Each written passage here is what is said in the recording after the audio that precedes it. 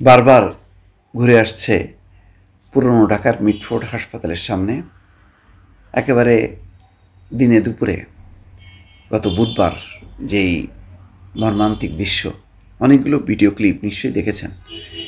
এগুলি পুরোটা শেষ করতে গেলে যতটা হার্ট শক্ত থাকার কথা, আমার দর্শক নেই, ফলে আমি দেখতে পারিনি। আমি অনেকেই পাঠিয়েছেন, আমি বারবার স্কিপ করে করে গেছি। এটা দেখার মতো না। আমি জানি না কতজন আসলে দেখতে পেরেছে। মানে ধরেন একটা বড় পাথরখণ্ড উপরে তুলল, তাড়াতাড়ি তারপরে কী হতে পারে আমি জানি, আমি তাড়াতাড়ি সরে গেছি। কিন্তু তারপরে স্থির চিত্র অনেকগুলো পত্রিকা প্রকাশ করেছে, ঘোলা করে করে করেছে। আসলে এটা ভয়ঙ্কর দর্শক। মানে প্রথম আলোর একটা রিপোর্টও পড়ছিলাম, পুরনো ঢাকায় নৃশংস হত্যাকাণ্ড, শরীর থেতলে পিটিয়ে হত্যা করা হয় লালচাঁদকে। এইরকম যদি আমি ভাবছিলাম বারবার যে এইভাবে তো গণপিটুনিতে এইভাবেই তো মারা যায়, এইভাবেই তো মৃত্যু ঘটানো হয়। এরকম যদি আরও অনেকগুলো ভিডিও আরও আগের থেকে যদি আমরা দেখতে পারতাম বা প্রচার হতো, তাহলে মানুষ আরও তাদের হৃদয়কে আলোড়িত করত।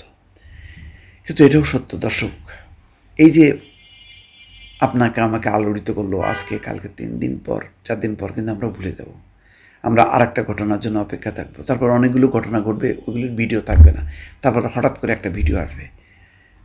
অনেকেই আমাকে বলেছেন যে কথা বলছেন না কেন এই ব্যাপারে। কালকে ঘটনাক্রমে যখন সন্ধ্যার দিকে আমি একটু একটু দেখছিলাম, আমি একটু ভাবছিলাম যে একটু পুরোটা বুঝি যে কী ঘটনা ঘটছে। ততক্ষণে আমার একটা টেলিভিশন থেকে টকশোর একটা কল আসে, চলে যাই, এবং সেটা শেষ হতে হতে রাত 11টা বাজে। ফলে অত রাতে আমার পক্ষে আর সম্ভব হয়নি যে এই ঘটনা নিয়ে কিছু বলার। আবার এটাও সত্য যে আমি এত মানে ভাষা হারায় ফেলছি, যেটা আজকে জামাতের আমিরও বলছে যে মানে প্রতিবাদের ভাষা হারিয়ে ফেলেছি। আমার মতো, ওই জামাতের আমিরের মতন আমার অবস্থাও এমন। আমি মনে করি বাংলাদেশের বহু মানুষের অবস্থা এমন ছিল। এটা সহ্য করার মতন নাই। এটা সহ্য মানে করতে গেলে আমি আবারও বলছি, যতটা মানসিক দৃঢ়তা থাকার দরকার সেই দৃঢ়তা একেবারেই আমার নেই। অনেকের হয়তো আছে, তারা এটা দেখেছে, দেখে তারা বিক্ষুব্ধ হয়েছে, রাস্তায় নেমেছে, প্রতিবাদ করেছে। দর্শক, এখন দেখেন এখানে যুবদল, ছাত্রদল, স্বেচ্ছাসেবক দল, এদের নেতা কর্মীদের সম্পৃক্ততার কথা বলেছে। আসলে আমরা খুব মহা উৎসাহের সঙ্গে এলাকায় এলাকায় অনেক সংগঠন করি। সেই সংগঠনের উপর আমাদের কিন্তু নিয়ন্ত্রণ থাকে না।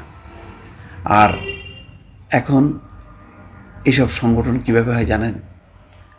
চাঁদাবাজরা, এলাকায় চাঁদাবাজ নেতাকে বলে আপনাকে মাসে মাসে এত টাকা দেব, টাকার বিনিময়ে পদবি বাগায় নিয়ে চাঁদাবাজি করে, দলকে সন্তুষ্ট রাখে, প্রশাসনকে সন্তুষ্ট রাখে। প্রশাসন দল এর দ্বারা বেনিফিটেড হয়। গত 15 বছরে এমনই একটা নেক্সাস তৈরি হয়েছে। সেই নেক্সাসটাকে তো আমরা ভাঙতে পারিনি, সেটা আমরা ভাঙতে পারিনি। আমি আবারও বলি, বারবার বলি, কিছু ব্যক্তি চলে গেছে, কিছু মানুষ চলে গেছে, কিছু চাঁদাবাজ, হয়তো বড় চাঁদাবাজরা চলে গেছে, কিন্তু তাদের সাগরেদরা রয়ে গেছে। তারা ওই এখন তৃণমূলে যেসব রাজনৈতিক দল আছে তাদেরকে বলতেছে যে এই যে এই প্রতিষ্ঠান থেকে আমি এত এত করে চাঁদা নিতাম, এই জায়গাটা এখন তুমি নাও, আমাকে কিছু দাও, আমি সাপোর্ট করছি। এই বৃত্তটাকে আমরা ভাঙতে পারিনি। এখানে আমি বিএনপিকে দোষ দেব না, অন্য কাউকে দোষ দেব না। এই বৃত্তটা ভাঙা দরকার। এই বৃত্তটাকে ভাঙতে গেলে বিএনপিকে আরও কঠিন কঠোর হইতে হবে, নির্মম হইতে হবে। এই যুদ্ধটা তাকে চালাইতে হবে তার দলের বিরুদ্ধে। এই শুদ্ধি অভিযান বিএনপিকে করতে হবে, এর কোনো বিকল্প নেই। বিএনপি ক্ষমতায় থাকুক আর ক্ষমতার বাইরে থাকুক, এটা বিএনপিকে করতে হবে। অন্য অন্য রাজনৈতিক দল যারা ঘাপটি মেরে আছেন, যারা এই সুযোগটা পাচ্ছেন না, তাদেরকেও করতে হবে। বিএনপি সরে গেলে বা বিএনপি নেতাকর্মীরা মাঠে নেই, তাহলে কি একেবারে চাঁদামুক্ত পরিবেশ? না। আমরা এই দুর্নীতি লুটপাটের রাজনৈতিক সংস্কৃতি আমরা ভাঙতে পারিনি, এই বৃত্ত ভাঙতে পারিনি। এই বৃত্তটাকে ভাঙতে হবে সম্মিলিতভাবে সবাইকে। রাজনীতিটা এখন হচ্ছে লোভের, রাজনীতিটা হচ্ছে এখন পাপের, রাজনীতিটা হচ্ছে এখন সম্পদ অর্জনের, লুটপাটের। এই রাজনীতিটাকে যদি আমরা আঘাত করতে না পারি, আমরা ওই শেখ হাসিনার দল গেছে আর এক দল আসবে, লাভ হবে না, আরও বিশৃঙ্খল হবে। মনে করছেন যে নির্বাচন না হলে বোধহয় খুব ভালো হবে, না। নির্বাচন দরকার, রাজনৈতিক সরকার দরকার, ওই রাজনৈতিক কর্তৃত্ব নেতৃত্ব একদম তৃণমূল পর্যন্ত তার কমান্ড থাকতে হবে, এবং এলাকায় এলাকায় দুর্নীতির বিরুদ্ধে, এই অন্যায়ের বিরুদ্ধে, চাঁদাবাজির বিরুদ্ধে, মানুষকে জিম্মি করার বিরুদ্ধে সোচ্চার হইতে হবে। এইটা যদি না হয় তাহলে রাজনীতি ফেল।